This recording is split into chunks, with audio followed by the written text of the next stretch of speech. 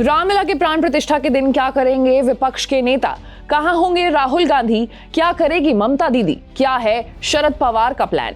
22 जनवरी को रामलला की प्राण प्रतिष्ठा है। अब बीजेपी और बीजेपी के समर्थक सभी अयोध्या में होंगे, लेकिन सवाल ये है कि विपक्षी पार्टियों के नेता कहां होंगे?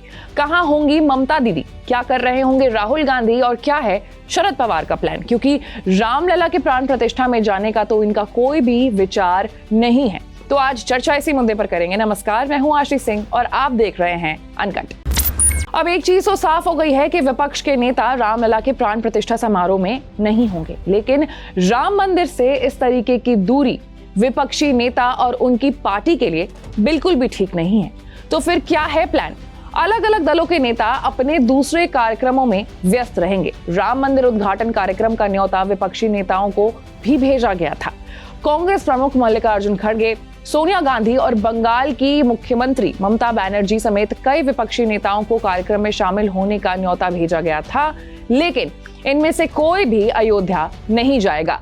प्राण प्रतिष्ठा कार्यक्रम पर विपक्षी गुट इंडिया की प्रतिक्रिया इन दिनों चर्चा में रही है। उन्होंने आलोचना करते हुए कहा कि बीजेपी एक धार्मिक कार्यक्रम का राजनीतिकरण कर रही है। वहीं कांग्रेस ने भी यही कहते हुए निमंत्रण अस्वीकार कर दिया है कि धर्म एक व्यक्तिगत मामला है। वहीं ममता बनर्जी की राय भी अयोध्या कार्यक्रम पर अलग नहीं है। आरजेडी नेता लालू प्रसाद यादव और शिवसेना यूबीटी नेता उद्धव ठाकरे ने भी निमंत्रण को ठुकरा दिया है। उन्होंने इस मामले पर बीजेपी की आलोचना की है। इन नेताओं ने राम मंदिर के सहारे बीजेपी पर उनके वोट बैंक मजबूत करने का आरोप लगाया है।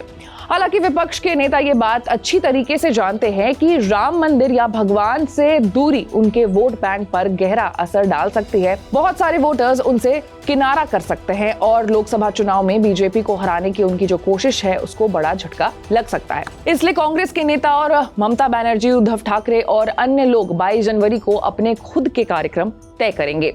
सबसे पहले बात करेंगे राहुल गांधी के प्लान के बारे में। तो राहुल गांधी अपनी भारत जोड़ो न्याय यात्रा पर है।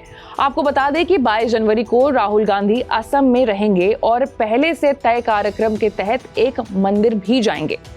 उसके बाद ममता दीदी, तो उनका कहना है कि 22 जनवरी को वो कोलकाता के पास कालीघाट मंदिर जाएंगी और फिर सद्भाव रैली आयोजित करेंगी। इस रैली में सभी समुदाय के जो लोग हैं वो शामिल हो जाएंगे। वहीं एनसीपी के वरिष्ठ नेता शरद पवार ने राम मंदिर प्राण प्रतिष्ठा समारोह के लिए मिले गए न्योते पर बहुत संभल कर प्रतिक्रिया दी है। उन्होंने निमंत्रण के लिए आभार व्यक्त किया है और कहा है कि वो इसमें शामिल नहीं हो पाएंगे क्योंकि 22 जनवरी को जो दर्शन है रामलला का करना वो आसान नहीं होगा। हालांकि परोक्ष रूप से उन्होंने बीजेपी पर निशाना साधते हुए एक टिप्पणी में कहा है कि तब तक राम मंदिर का निर्माण कार्य भी पूरा हो जाएगा। वहीं अखिलेश यादव भी निमंत्रण स्वीकार करते हुए राम मंदिर के महासचिव चंपत राय को मंदिर के लिए बधाइयां और धन्यवाद भेजा है। इसके साथ ही उन्होंने कहा है कि प्राण प्रतिष्ठा समारोह के बाद परिवार के साथ वो रामलला के दर्शन करेंगे।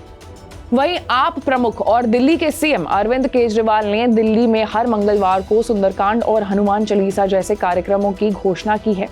उसके बाद महाराष्ट्र के पूर्व मुख्यमंत्री उद्धव ठाकरे और उनकी पार्टी के जो नेता हैं वो 22 जनवरी को नासिक में कालाराम मंदिर जाएंगे और महाआरती करेंगे।